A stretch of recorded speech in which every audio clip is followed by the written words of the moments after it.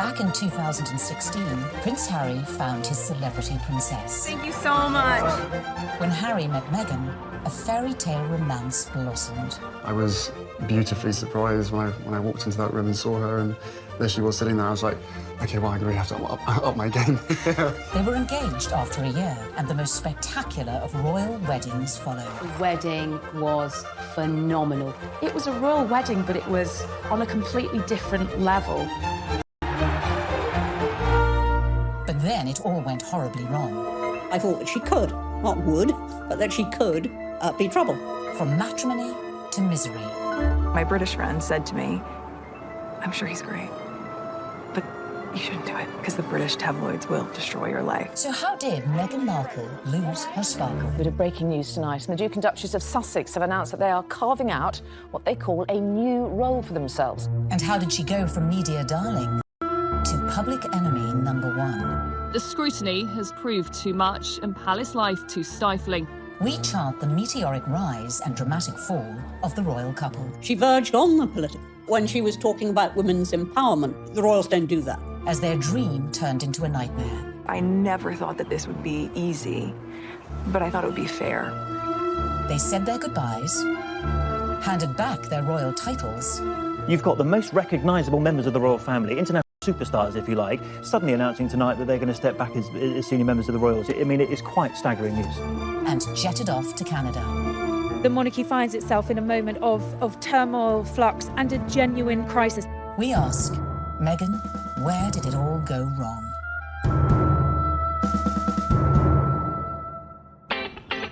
In her dating years, Meghan was said to be an avid reader of 90s book, The Rules, a self-help dating guide read by millions worldwide. But the rules ain't got nothing on the Meghan Markle handbook. Beginning, of course, with step 1, be born into showbiz.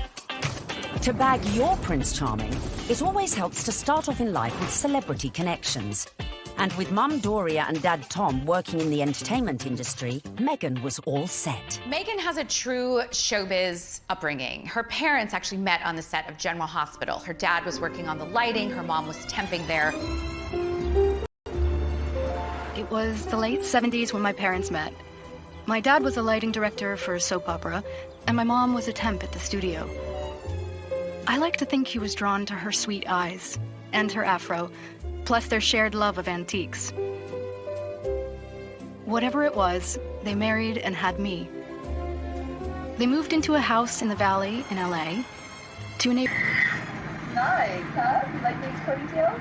Unsurprisingly, young Meghan soon caught the acting bug and would often visit her dad on the set of long-running TV sitcom Married with Children. Meghan had very much a showbiz upbringing. She would have been on set occasionally. She would have met famous actors and actresses probably from a young age, and understood that they were just people, and understood that there is a work that goes on behind the camera, because that's what her dad did. So she would have seen the reality of what it means to be famous at a very early age.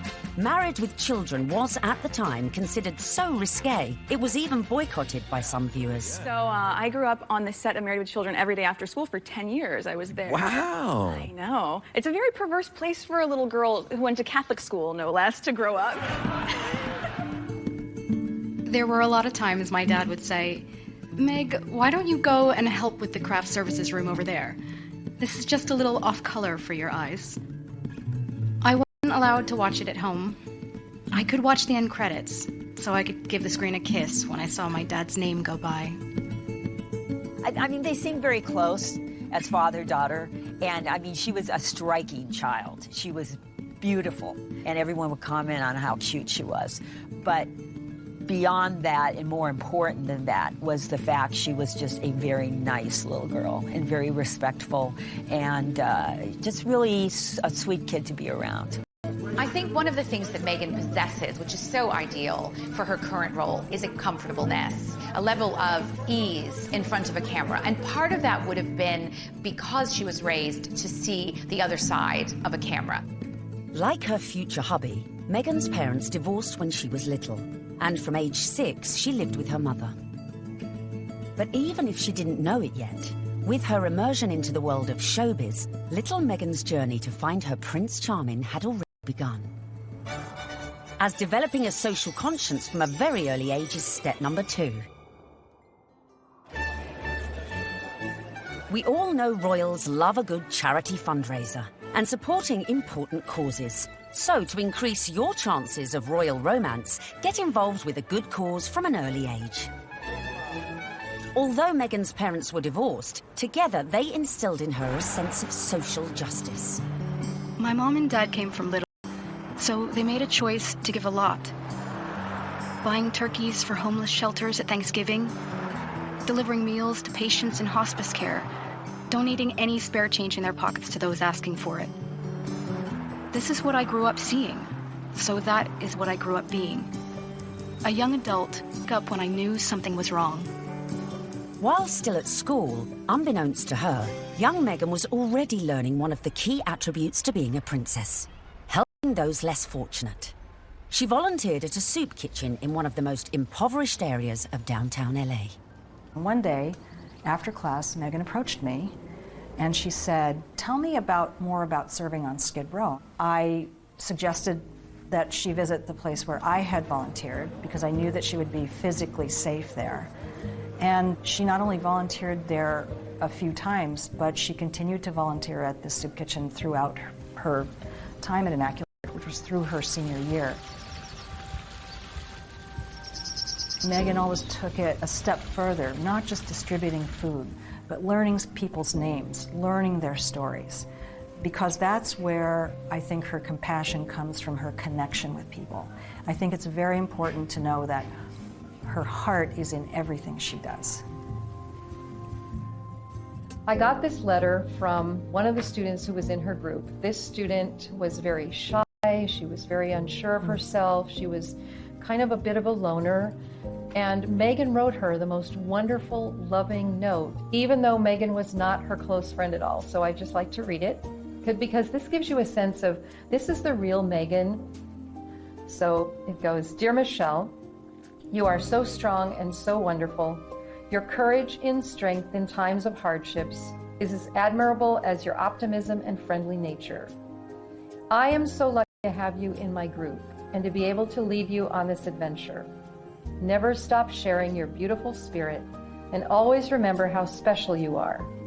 I am here if you ever need me. I love you, Meghan." Meghan was already starting to make changes, but coming up, we see how her voice reached all the way to the White House. It just wasn't right, and something needed to be done. And then, in our step-by-step guide to bagging a prince, we reveal how getting to Hollywood... Any actress in America needs a huge breakthrough, and Suits was that show. ...helped prepare her for her future role. I think it well equips her for the intrusiveness that accompanies being a member of the royal family.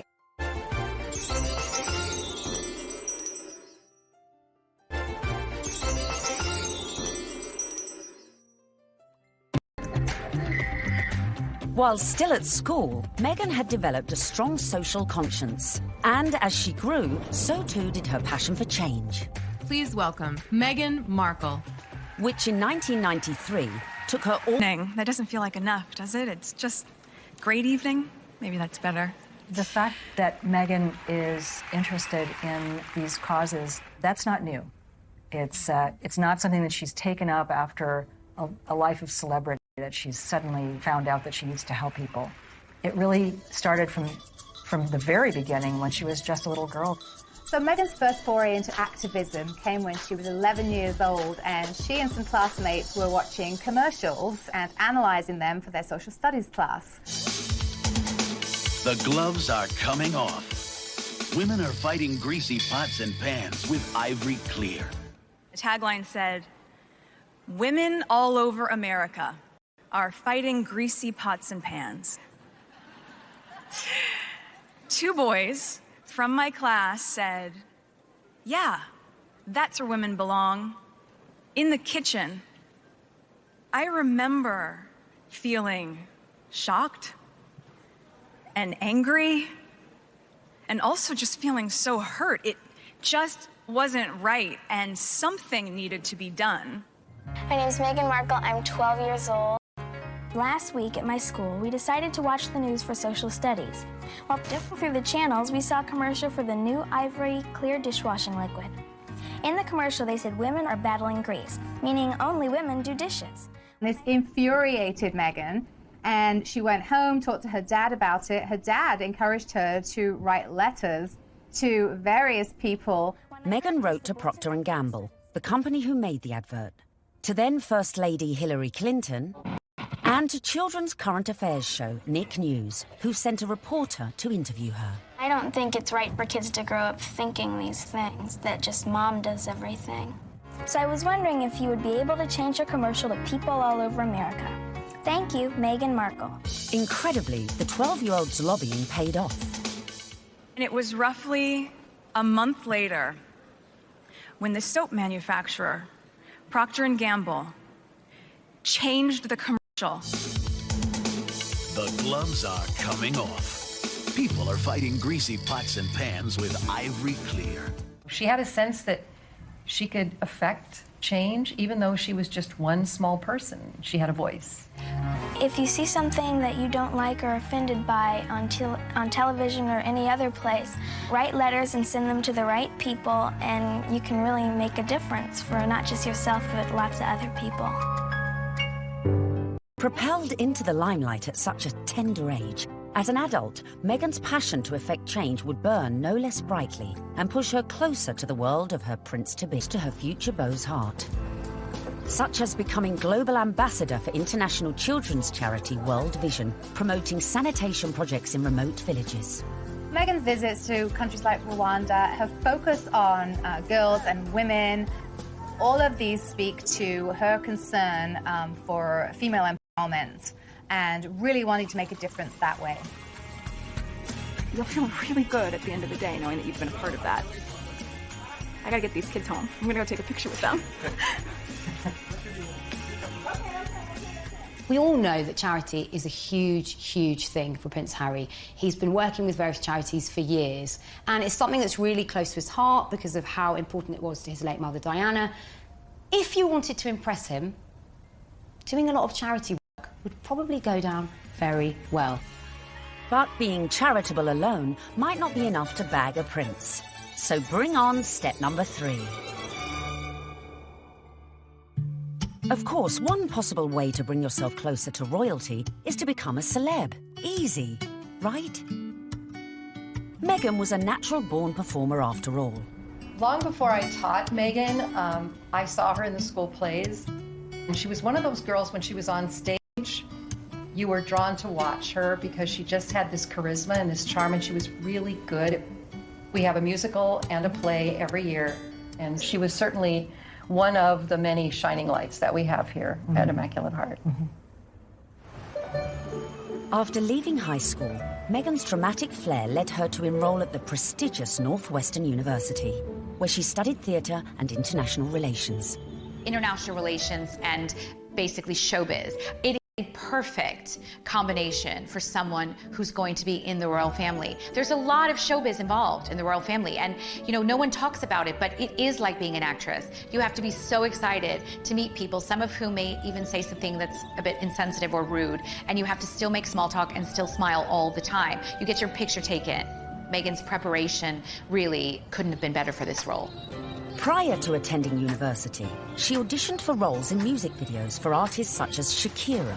After the aftermath of the audition. This is the aftermath of the audition, and it went pretty well. We just had to dance crazily, and so I did, and it was tiring. We just all danced like wild women, and I was shaking my hair around, and so that's that. While at university, Meghan showed promise on stage, starring in a number of student movies. Back home in LA one Christmas, a friend introduced her to a manager who'd watched one of her films. He offered to find her work. In return for the success was not an easy one. A young actor, actress trying to break into the business, it is not easy. My parents had been so supportive, watching me audition, trying to make ends meet, taking all the odds and ends jobs to pay my bills. I was doing calligraphy, and I was a hostess at a restaurant, and all those things that actors do. There's so many people out here who want get into the entertainment industry. It's difficult. I had a beat-up Ford Explorer Sport that rattled like a steamboat engine in the morning. It was burning out. I had started to give up. It was tired and running on empty, going from audition to audition, just as I was. I mean, you really have to be very self-promoting, and you have to be willing to, knock on doors and be very motivated and have good self-esteem, because you get eaten alive out here. But Meghan remained determined to make it in Hollywood, despite the challenges along the way. I would drive to auditions and park at the back of the parking lot, far from the eyes of anyone who could see me unlocking the trunk and crawling into my car through its only feasible entry point.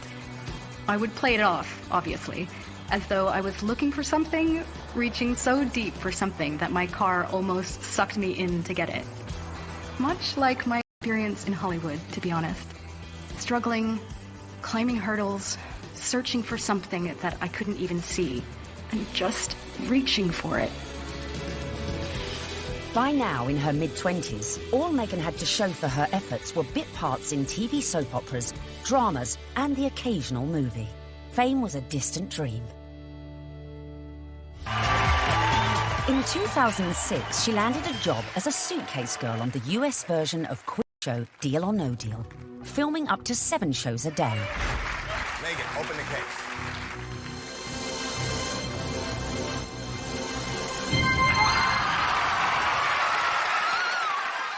For somebody like Meghan, appearing as essentially an adornment on a game show would not be her ideal job. I'm sure she appreciated the paycheck, but she would have felt creatively unfulfilled. Just to be seen as a pair of legs or a pretty girl holding a briefcase full of cash, that's not what Meghan was after. But unfortunately, that is part of what leads to fame. You have to kind of pay your dues. You don't just start out on a show like Suits.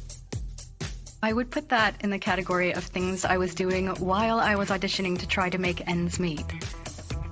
I was the ill-fated number, which for some reason no one would ever choose. I would end up standing up there forever in these terribly uncomfortable and inexpensive 5-inch heels, just waiting. But they were limited. Her dad was a lighting director. He wasn't an executive producer. So Meghan had to pay her dues like a lot of other young, beautiful actresses today. Along with the fierce competition facing any young actress trying to break Hollywood, Meghan had a further challenge: her mixed-race heritage. It took quite a few years for Meghan really to be comfortable with her identity. Hollywood didn't help with that, and it must have been very hurtful and very frustrating for her at times. It's not easy making it in Hollywood if you're not blonde and typically, the aesthetic look. And Meghan Markle was definitely struggling in her years trying to make it. I'm biracial. Most people can't tell what I'm mixed with, and so much of my life has felt like being a fly on the wall. And so some of the slurs that I've heard, or the really offensive jokes, or the names, it's just hit me in a really strong way. Being ethnically ambiguous, as I was pegged in the industry, meant I could audition for virtually any role. I wasn't black enough for the black roles, and I wasn't white enough for the white ones, leaving me somewhere in the middle as the ethnic chameleon who couldn't book a job. But Meghan's big break was closer than she thought. At one audition, a casting director advised Meghan to go for a more natural look. This would change her outlook forever. She stopped me in mid-scene and said so simply, "You need to know that you're enough." She saw all that self-doubt beaming through the self-tanner and excessive blush. You need to know that you're enough. Less makeup, more Meghan. And that moment for me was a wake-up call. Meghan had started dating film and TV producer Trevor Engelson in the early noughties, and in 2011, after 7 years together, they got married. Coming up, the moment Meghan found herself in social circles that led eventually to Prince Harry. This was her journey. It started there. And we find out what princes do on a first date. As she was sitting there, I was like, okay, well, I'm going to have to up my game.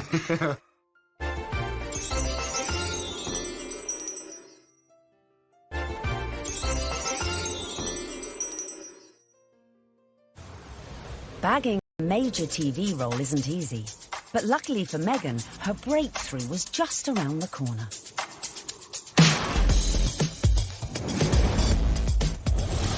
When she auditioned for a new legal drama series, it was just another day in the office. Or so she thought. Suits was set in New York, but filmed in Toronto. It was the 5th pilot I would have filmed. Would I have imagined that this show would not just change my career, but also change my life? Any actress in America needs a huge breakthrough. And what they want is to be on a massive show. And Suits was that show for Meghan Markle.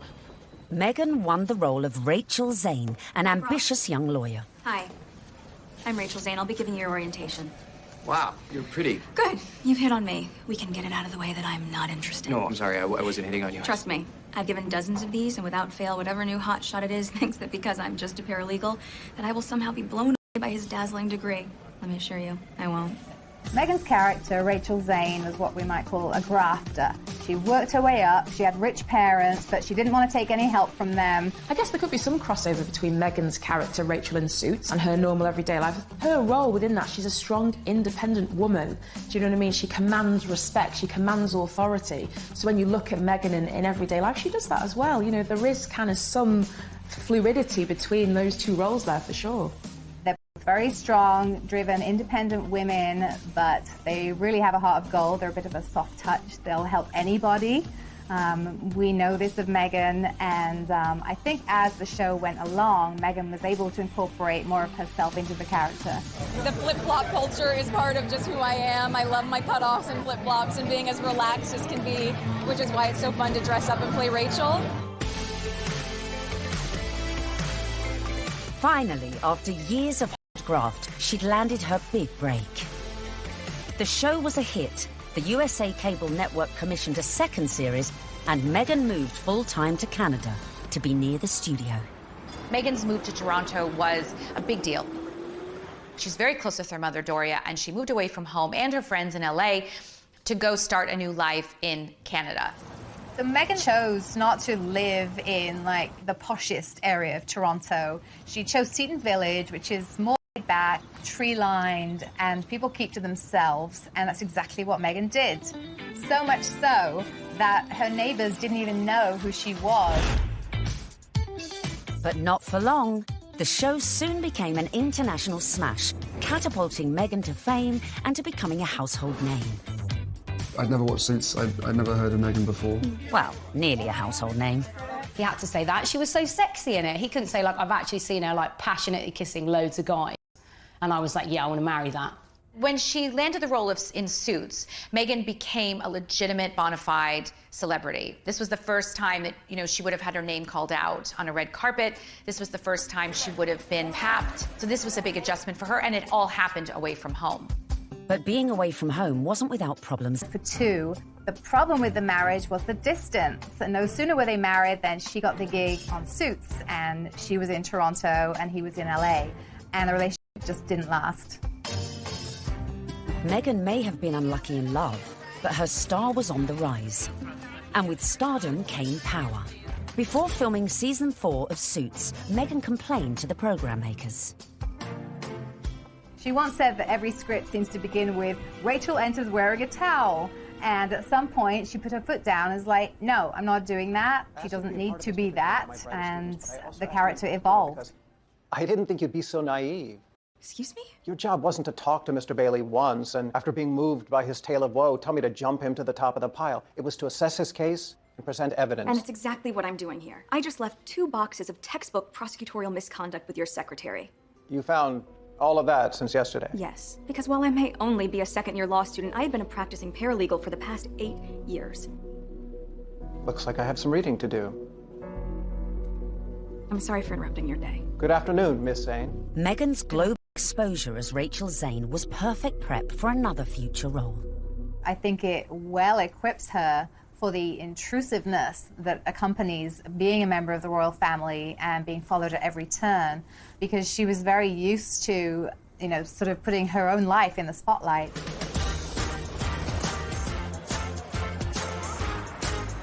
So, having been working hard on Suits and needing a well-earned break, Meghan decided to have a summer holiday in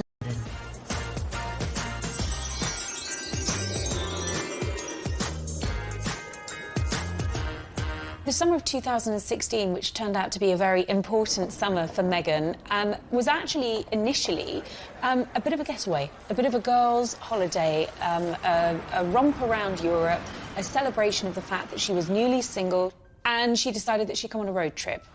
When she came to London, Meghan had a couple of girlfriends over here. Misha Nunu had opened up quite an elite circle of friends to Meghan. Among them was Violet von Westenholz, who was working for Ralph Lauren at the time as a PR, and had the opportunity to dress Meghan Markle in some outfits when she was doing some promotional work for Suits. And while they were dressing Meghan, she and Violet established quite a nice rapport, so much so that Meghan was invited into the VIP hospitality tent at Wimbledon that summer to watch her good friend Serena Williams play a game of tennis.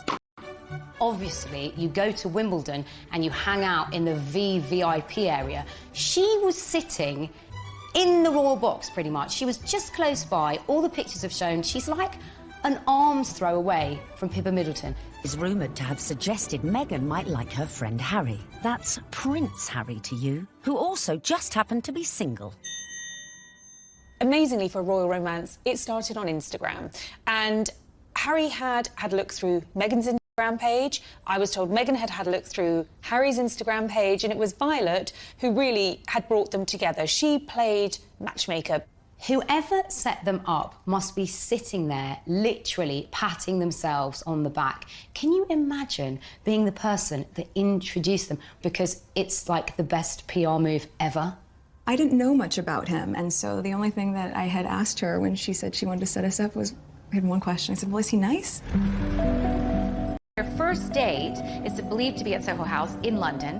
Meghan had strong ties to Soho House. She was a regular at the Toronto outpost and very good friends with Marcus Anderson, who is one of the directors of Soho House. Marcus Anderson cleared rooms and corridors so that they could meet completely in private without the risk of being spotted or photographed. I was beautifully surprised when I walked into that room and saw her, and there she was sitting there. I was like, okay, well, I'm going to have to up my game. I had to sit down and make sure I got a good chat. They got to know each other over a bottle of rosé. They clicked, I was told, immediately over their joint passion for charity work, their love of philanthropic work, and there was an immediate spark. We met twice back-to-back, 2 dates in London last July. Yes. Then it was, I think, about 3, maybe 4 weeks later that I managed to persuade her to come and join me in Botswana. What happened next was the start of fairy tales, as the couple embarked on a whirlwind romance. Harry and Meghan, they were both astonished at how quickly their relationship developed and how deeply they felt for one another, almost from the get-go. I think perhaps a sign that things had gotten off to a good start and were actually really accelerating rather quickly in terms of a royal romance was when Meghan started referring to Harry as Has to her friends, and he was affectionately calling her Meg to his. Though originally worlds apart, they had much in common after all, both with divorced parents, both famous, and sharing an interest in the developing world. It was one of the first things we started talking about when we met, was just the different things that we wanted to do in the world and how passionate we were about seeing change. I think that's what got date 2 in the books, probably. Plenty to talk about. And date 2 quickly led to their first trip away together, a mere month later, on safari in Botswana, a country close to Harry's heart after first visiting following his mother's death 19 years earlier. We camped out with each other under the stars. We spent, coming joining was crucial to me to make sure that we had a chance to get to know each other. A secret long-distance relationship then ensued, with the occasional clue, such as the couple being separately pictured wearing matching blue bracelets, and the odd tantalising social media post. But it wasn't long before the couple went public. So the next step to bagging a prince is perhaps the hardest: the engagement.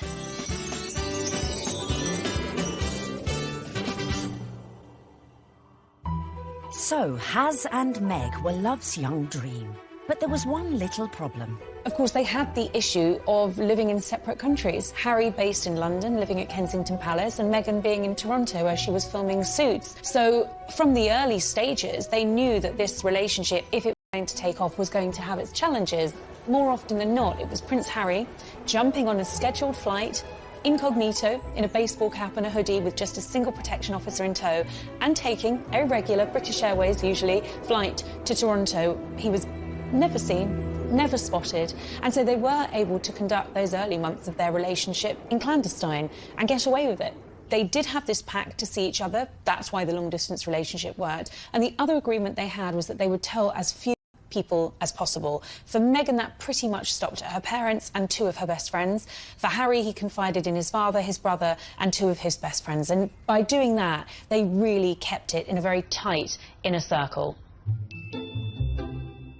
Astonishingly, the couple managed to keep things on the down low for 3 months, until late October, when the cat, or should that be corgi, was out of the bag, after an anonymous source leaked the story to the press.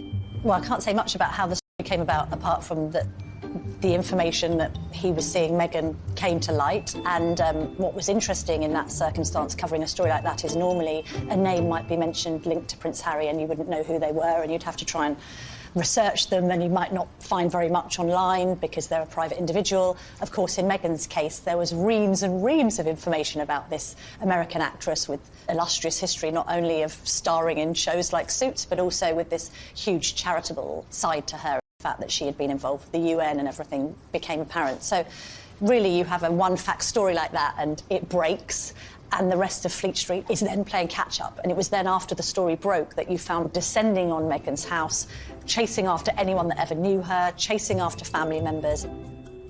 I think both of us were totally surprised by the reaction after the first 5-6 months that we had to ourselves. Now everyone knew about their relationship, but would everyone approve? Especially Harry's inner circle of trusted friends.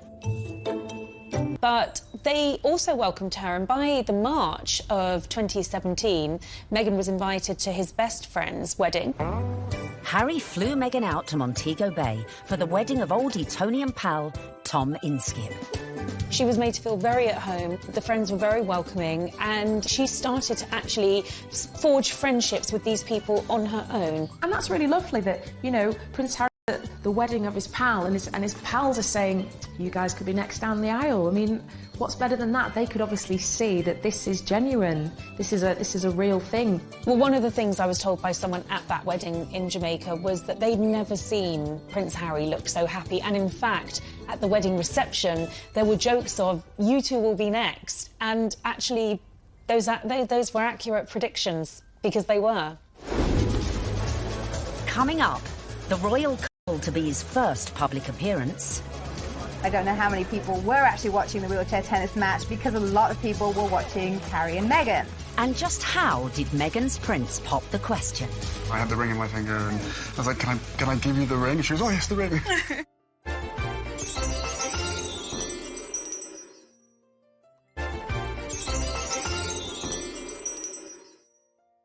Extraordinary, with no attempts to hide away as they watched the wheelchair tennis at the Invictus Games. It was open to the public.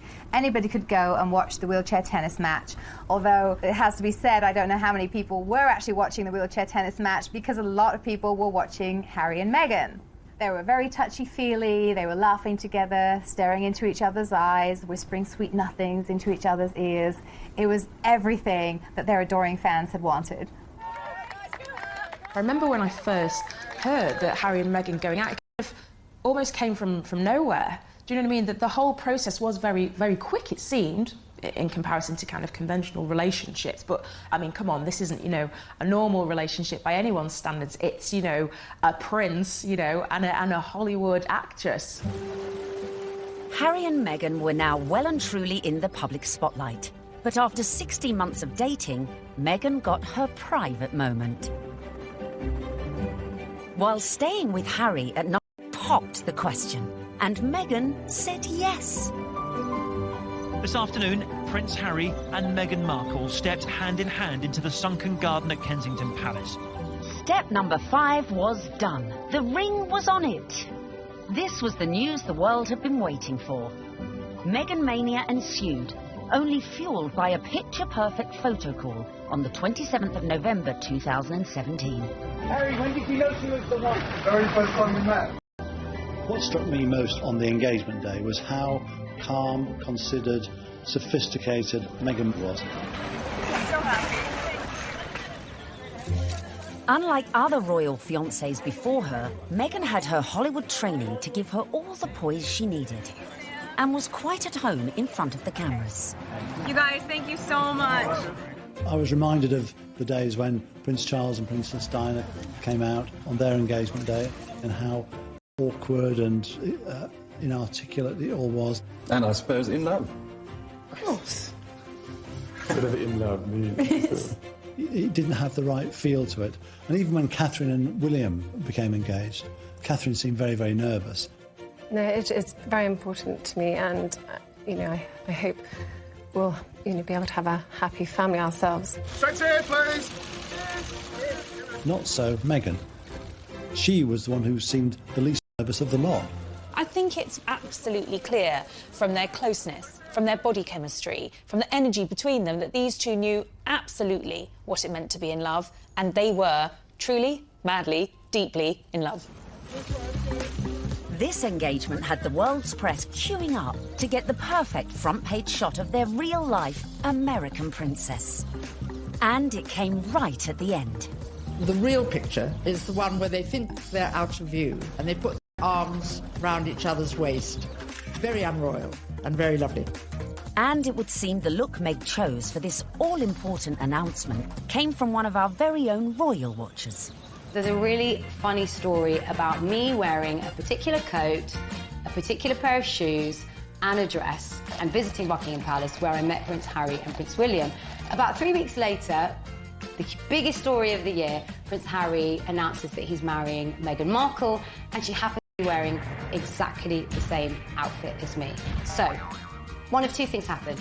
Either Prince Harry saw what I was wearing and thought, I definitely want my bride to look just as good as this girl, or Meghan Markle was somewhere on the grounds and really rated my outfit. Then came the pitch-perfect press call, where an uber-relaxed Meghan... is the fact that she is a product of Hollywood, product of television, product of entertainment. And therefore, there's a sort of ease in communication, and there is an inbuilt knowledge of what the media are trying to get at. It was definitely a setup. It was a blind date. This was a world with which Meghan had been familiar before she met Harry, and her ease was there for all to see. Because I'm from the States, you don't grow up with the same understanding of the royal family, and so while I now understand very clearly, there's a global interest there. She's different because she represents the global world we're in, the fascination we have in America, the fascination we have in celebrity. Surroundings, the bride in training faced her public in that most royal of festive traditions. The post-service walkabout at St Mary Magdalene Church. Well, the Sandringham Church photo is the timeline through history. You have a snapshot every year of those people closest to the throne. Now, often you're looking at a picture of a child who was barely able to walk perhaps a year ago, and suddenly they come out of the church. That image will change. In a few years' time, you'll have those couples and their children will be going to church. And a few more years' time, and you may not have the older generation. This year, of course, was Meghan's year. The presence of the royal fiancé drew crowds that were even bigger than usual. The world's media was also out in force, but it was a member of the public who would snap the photo that cemented just how much Meghan was in with the younger royal crowd. Unfortunately for photographers on the ground, they just didn't quite seem to get a clear shot, and in the end it came down to a member of the public, a lady called Karen Anvil. It was like a Mexican wave of cheers, so you knew they were coming. The photographers at the other end, and they just happened to look over. And I took one photo, that's the thing. I took one photo, and it was, yeah, the right one. When we saw that shot, it was an absolute no-brainer that it was going to be our cover shot, because it was the only one that had captured that moment, the four of them together. And, you know, it symbolised quite a lot in terms of the royal family and where they're going in future. So, yeah, I mean, we were delighted to use it on the cover. And just like that, the Fab Four were born. Clearly, Meghan was well and truly fitting into the royal club. Just like the Queen, it seems the rest of the family were equally charmed by Harry's beau from across the pond. Another tick for Meghan.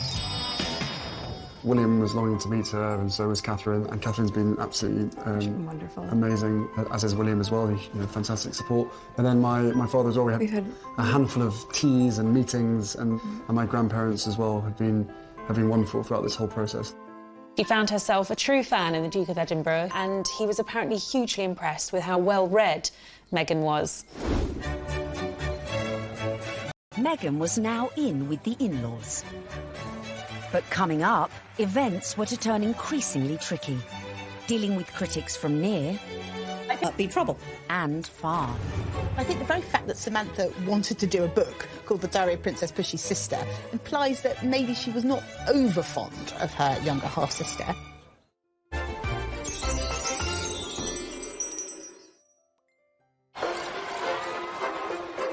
Meghan was proved popular with the in-laws, the friends, and was now conquering the British public. But what to do when you find out not everyone likes you? I don't know about this Meghan Markle. Yeah, she's too confident and self-assured. You see what I mean? This water feature's shit, isn't it? Yeah. Oh my God, I thought I was doing so well.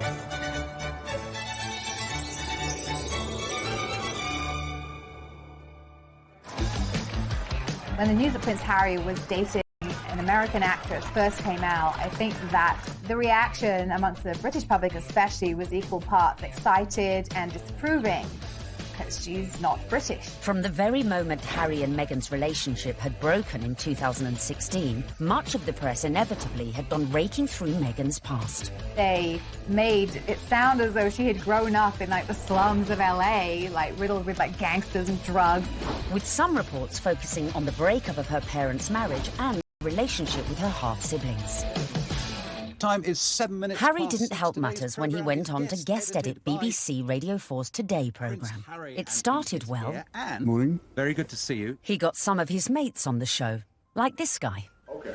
But do I need a British accent? But if you start using long pauses between the answers, you're probably going to get it's the face. Let me see the face. Oh, okay. But during the course of the programme, Harry answered one question about Meghan. It was your future wife's first Christmas with the in-laws. How was it?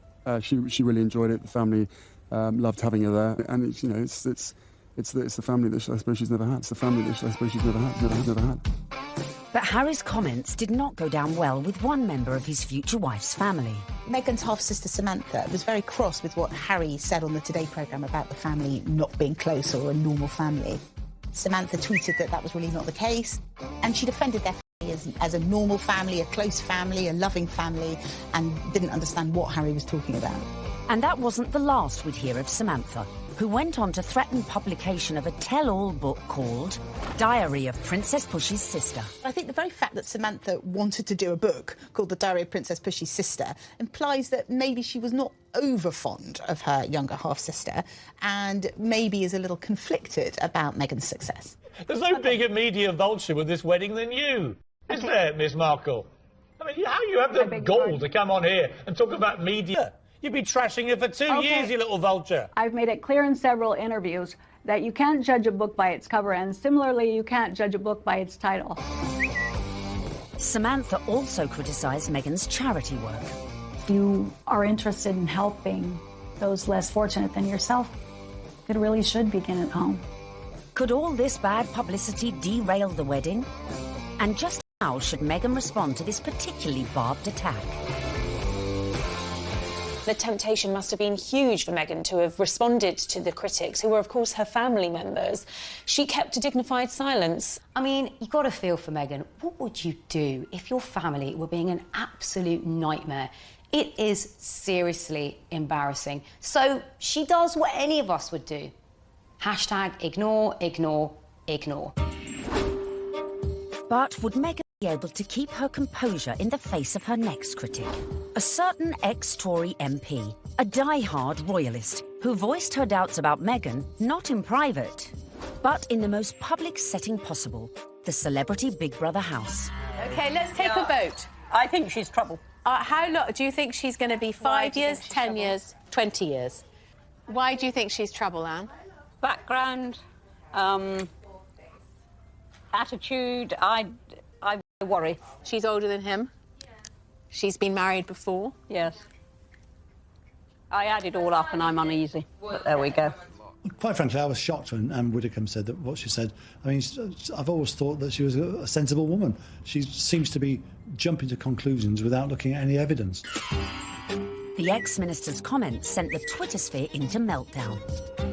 When I was on Big Brother, I was called every ick and every ist going. I was homophobic, xenophobic, racist, sexist, misogynist. Nothing I said could have been remotely construed as racist by any sensible observer.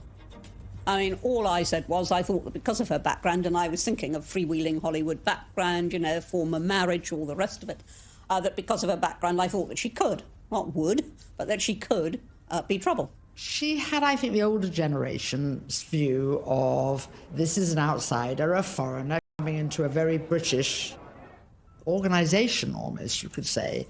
How is that going to work? The thing that all of us have to do is adapt. We're in the here and now. Embrace. But one woman who was not prepared to embrace was Jo Marnie, girlfriend of then UKIP leader Henry Bolton, who sent a series of racist texts. Even then, Meghan kept quiet. The royals' mantra is often put up points, so actually her approach, maintaining that dignified silence, not justifying or even giving any credence to these claims, some of which were really quite unpleasant, well, it was a very royal approach to things. Look, Meghan is showing the makings of a true princess. You've got to have that decorum. You've got to, on some occasions, actually, you know, keep silent and pick your battles. Even more flack came Meghan's way when she took to the stage with her potential prince, his brother and Kate at the Royal Foundation in February 2018. People say, well, you're helping women find their voices. And I fundamentally disagree with that because women don't need to find a voice. They have a voice. They need to feel empowered to use it. And people need to be encouraged to listen. And I think there is no better time than to really continue to shine a light on women feeling empowered and people really helping to support them. She verged on the political when she was talking about women's empowerment, and it was all a bit Me Too-ish. The royals don't do that. And indeed, the day that the royals start engaging in political causes is the day you get a lot of controversy. There is a very good reason why the royals stay off politics, and it's to avoid precisely that. Not everyone shared Anne's view. It's refreshing because she isn't saying things that are incredibly controversial that we actually wouldn't stand by or back or believe in. These are really important points, important issues that she's raising, especially when she's touching on feminism. But was Meghan risking her relationship with the royals and the public? She's clever. She's using her voice in a good way, and she has actually been backed by the palace. But still the criticism came, and the palace had to release a statement defending her. Was this one step too far? This is the first time that we've heard anyone associated with the royal family talking about those campaigns. The Kensington Palace stressed it would have been impossible for Meghan to talk about issues surrounding female empowerment without talking about those campaigns. Well, I think that by touching on the Me Too campaign, Meghan probably knew that there was going to be some kickback, and indeed there was. But actually, she got far more people saying, this is great, this is what the royal family needs to be doing more of. Phew. Looked like Meghan had found just the right balance to please the palace, her people, and most importantly, her prince.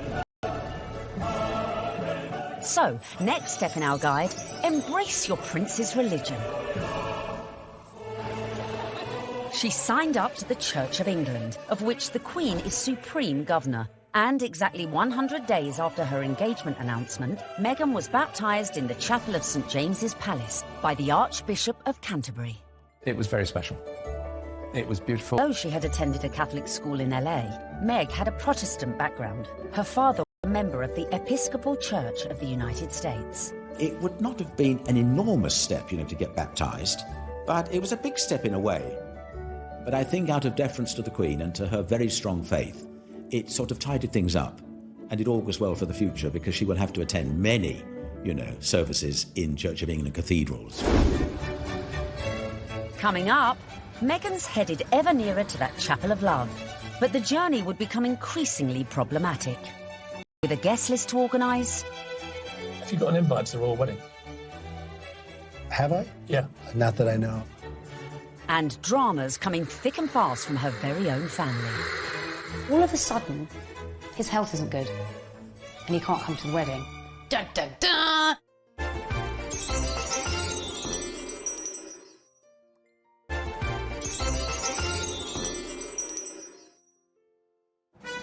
Welcome back, where we find Meghan almost at the final furlong of her romantic journey.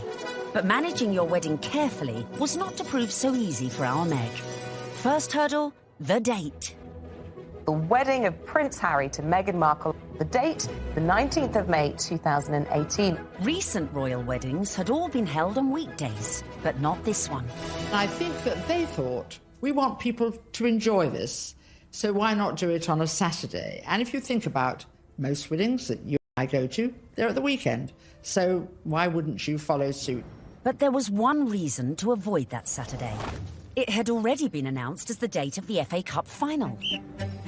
As president of the Football Association, Harry's brother Prince William was expected to take his usual place in the royal box at Wembley. And millions more were looking forward to watching the game on TV. I think my wife would probably want to see the royal wedding. So what I'll probably do, I'll probably leave her on her own, maybe some of her friends. I'll go somewhere else where like-minded people want to watch the FA Cup final. I would so prefer to watch a royal wedding, not interested in football. Harry and Meghan solved the problem for TV viewers. They announced that their ceremony would begin at noon, several hours earlier than kick-off time. But Wills decided to avoid the fixture clash altogether, scrapping his Wembley appointment to concentrate fully on his little brother's wedding. Next hurdle, the tricky protocol of who to invite to a royal wedding. Have you got an invite to the royal wedding? Have I? Yeah. Not that I know. Would you like to go? I want them to be happy. I really want them to be happy. They look like a lovely couple.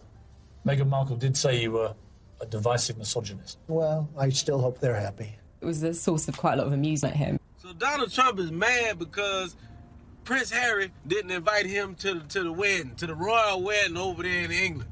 I don't even know why. I don't know why you mad. You shouldn't even be surprised, Donald. Don't nobody like you. The apparent decision to snub the US president may have been a source of jokes for comedians. But according to some sections of the media, it was also a potential embarrassment for the Queen. Could this dash all Meghan's good work?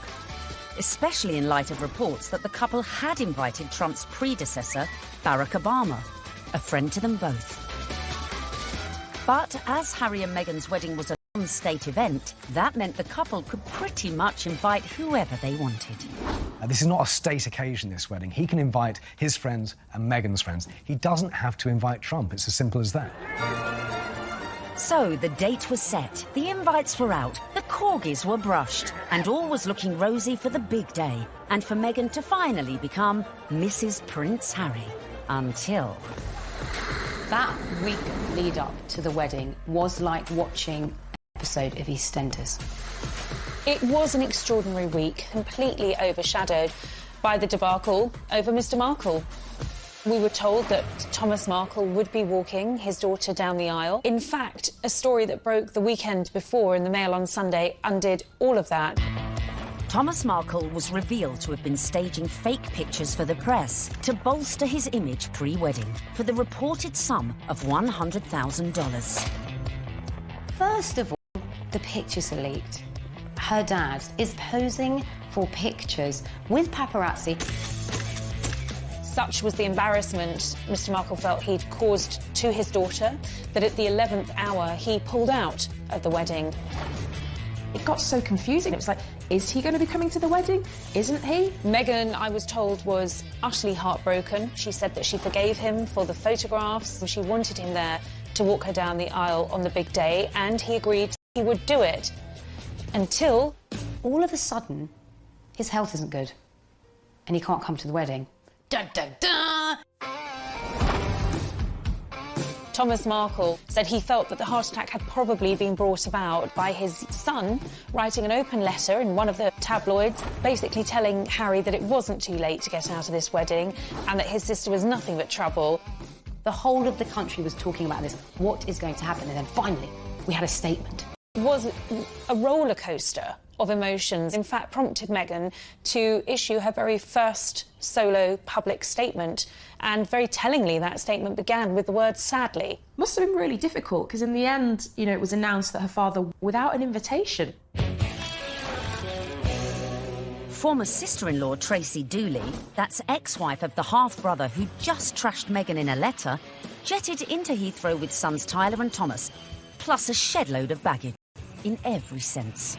There's more likelihood that I would have got an invite. They turn up, got all the suitcases, you see them having their pictures taken in the airport, you're thinking, what is going on here? Because apparently they either think they're going to get a last-minute, you know, somebody cancelled, you can come to the wedding now, or they're just going to make money off the British media and do loads of interviews. It's all about the... Be a pretty exclusive event. Right. So, I mean, if they feel like they would like to invite us, we'd be honored, and if not, we're going to be cheering her on and... Totally supporting her no matter what. And then on top of all of this, Meghan has to find out that her nephew Tyler is growing cannabis and has even called his special batch the Markle Sparkle. I mean, it was just disastrous from start to finish, and I think actually everyone, not just Meghan, was pleased when they packed their bags and went right back to where they came from. Cue an epic sigh of relief at the palace. Despite all these problems, the wedding stayed on track. Which brings us nicely to step 11.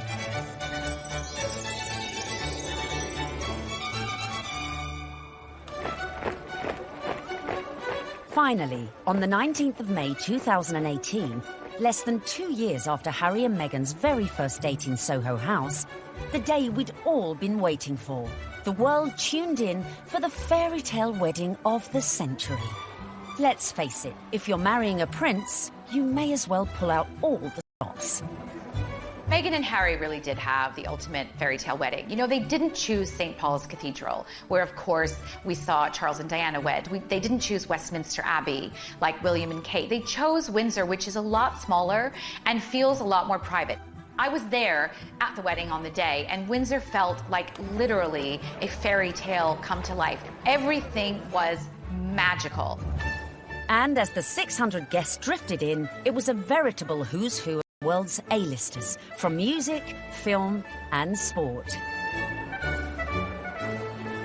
I think this was the very first really modern royal wedding that we've ever seen, and it was a true marriage of Hollywood royalty with British royalty. Oprah Winfrey, Idris Elba, George Clooney and Amal, and a cast of Suits. You had Hollywood stars mingling with British aristocracy. It was extraordinary to see. By the time HRH arrived, the atmosphere at Windsor was electric, with 200 representatives from the Prince's charities among the 2,640 cheering envoys, included Princess Charlotte and Prince George, plus the children of some of her closest friends. Sporting the uniform of the Blues and Royals, the regiment Harry served in the army, the groom arrived with a familiar-looking best man.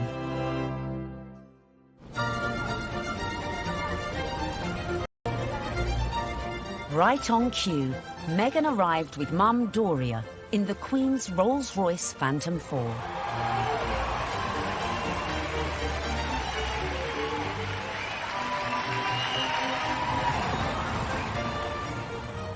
The wedding was phenomenal. The wedding was amazing. I mean, we all wanted to see what she was wearing. And we weren't disappointed when Meghan stepped out in a Givenchy dress with a veil featuring flora and fauna from 53 Commonwealth countries. Topped off with her something borrowed from the Queen, Queen Mary's diamond bandeau tiara.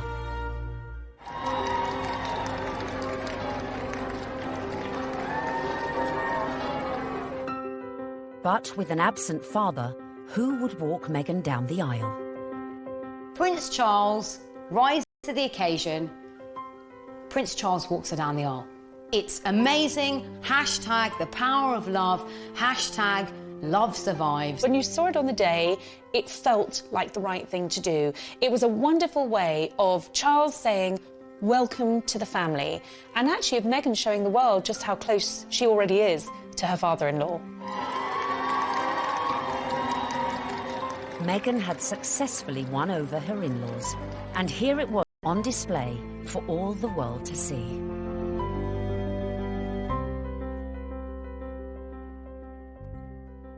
It was lovely. It was really lovely. It felt positive, and yeah, you couldn't help but smile watching it. When the night has come. So, not only had Meghan married a prince, but she had ensured that their wedding would be one that the British public would never forget.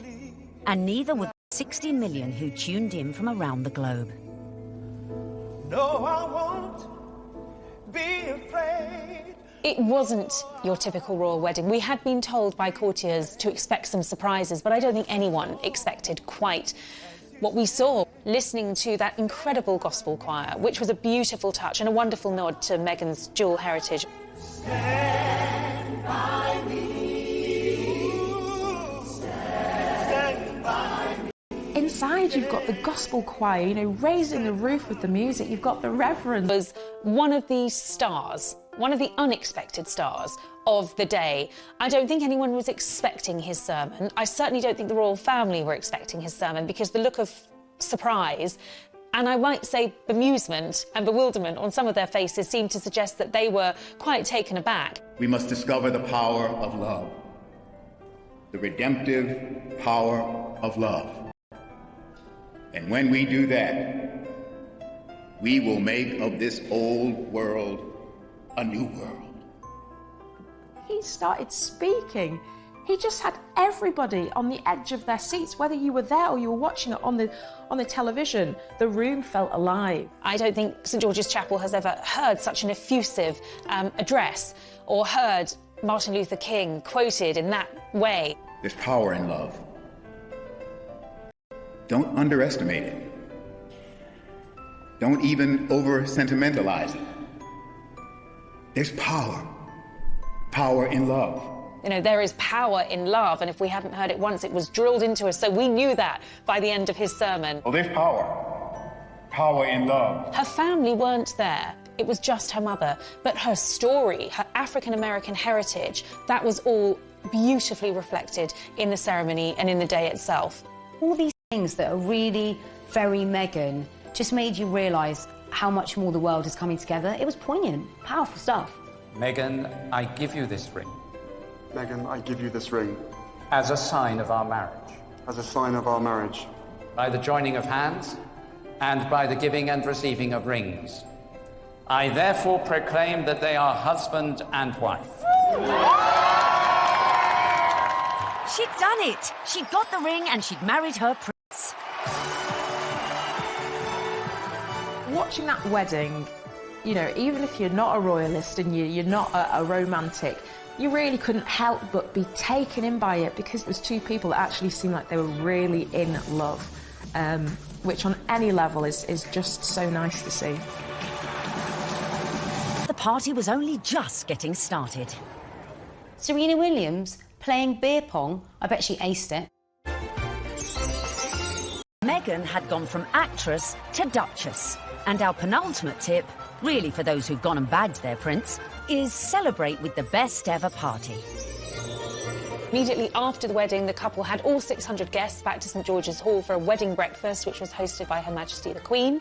But the real golden ticket to that event was the private evening party, which was hosted at Frogmore that evening by Prince Charles.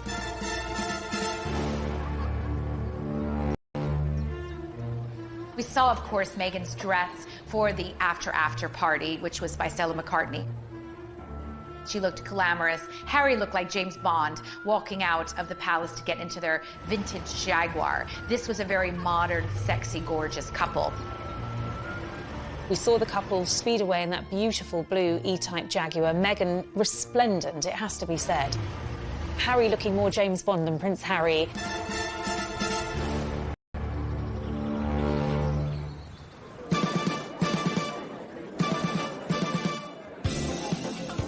Anyone who was anyone was there, sipping on their When Harry Met Meghan ginger and rum cocktails.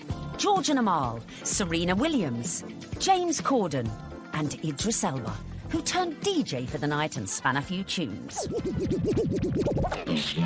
I was put forward to DJ. I really wanted to DJ. I would have done the best wedding set in the world. It must have been incredible. Everyone's probably a bit more relaxed, you know, a bit more loose, getting on the cocktails, having a chill.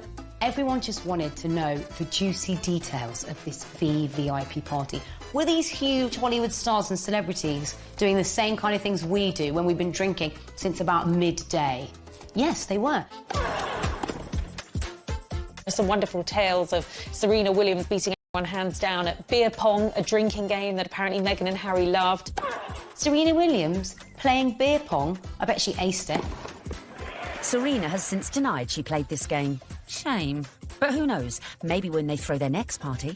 George Clooney serving up cocktails and whisking Meghan and Kate around the dance floor. A dance-off instigated by James Corden between Princes William, Charles and Harry. Which we like to imagine looked like this. Come on, well, it's my reception. Good bust a few. Yeah, there you go. Yeah, there you go. Okay. Yeah, come on. You like that, brother? Yeah, twerk it, Wheels. Twerk it, Wheels. There you go. No, yeah. Oh, no, Grandon just saw that. Bollocks. All right. Having an absolute laugh. I mean, was the Queen there? What was she doing? Was she watching it? Was she getting involved? Go for it. Let's have a laugh. Let's enjoy this.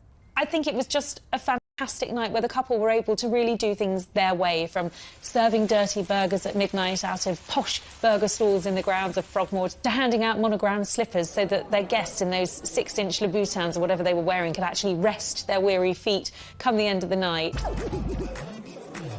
And if you want to ensure you throw the best party ever, be like Meghan and make sure your guests leave their phones at the door so you can let your hair down without any sneaky snappers. You don't want a repeat of the dramas of a previous royal wedding. 10 years earlier, the same venue had hosted the wedding reception of Harry's cousin, Peter Phillips, and his wife, Autumn Kelly, who provoked a scandal when, unbeknownst to most of the guests, they sold photos of the private bash to Hello magazine for £500,000. Generally, what happens in the private do's stays in the private do's. There are no cameras there, or none of our cameras are there. So what happened with Peter and Autumn's wedding is controversial and unusual. The junior royals host a wedding ceremony, which is where there's supposed to be the private situation, the most private the royals are ever in, inside their own home, for goodness sake. And they thought this was just photographers at a wedding and happily posed and grinned away. And then were quite amazed in a couple of weeks afterwards to see 59 pages of a Hello supplement dedicated entirely to things that they thought were private family shots. I think it went down like a lead balloon with many members of the royal family.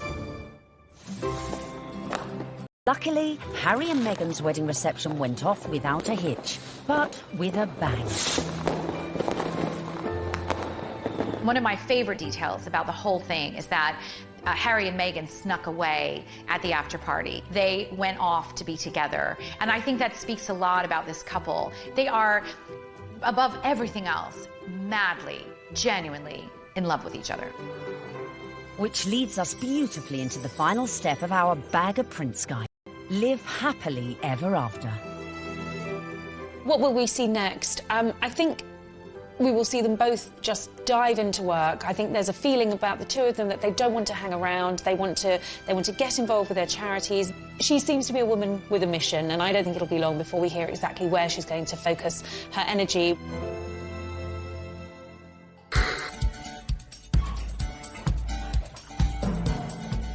So there you have it. From being born into showbiz, to getting famous, to moving countries. Making moves in royal circles, charming the in-laws, and staying silent in the face of criticism. Meghan Markle might not have set out to bag a prince, but follow her lead, and maybe you could do it too. It was the ultimate her journey from the leafy suburbs of LA to Toronto to Kensington Palace to St George's Chapel has been a monumental, epic and frankly incredible story. It's so nice to meet you. She's a modern woman This is how we all live, you know, from mixed-race families, you know, interracial marriages, coming from different countries. That is what society is about now. The fact that she's unusual for the royal family, I think the fact that she comes from a different country, a different background, it's just a plus. She is very much a breath of fresh air. She's incredibly focused. She's incredibly driven. Women don't need to find a voice. They have a voice. They need to feel empowered to use it, and people need to be encouraged to listen. She's got the biggest platform, she's got huge ideas, and she is changing the game in a very cool way. And she makes Prince Harry happy, and so he now has that partner that he said he always wanted to share the load with. And in Meghan Markle, he found it. If this were a movie script, you would say that Meghan completes him.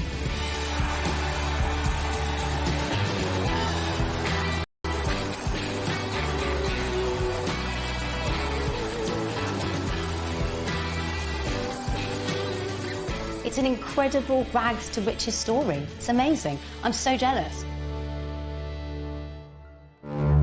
But no one's jealous now, because what started as a fairy tale soon became a noise.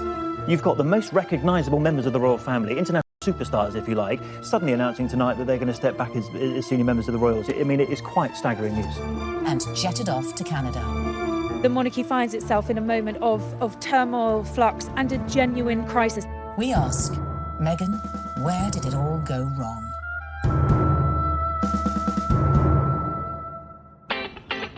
In her dating years, Meghan was said to be an avid reader of 90s book, The Rules, a self-help dating guide read by millions worldwide. But the rules ain't got nothing on the Meghan Markle handbook. Beginning, of course, with step 1, be born into showbiz. To bag your Prince Charming, it always helps to start off in life with celebrity connections.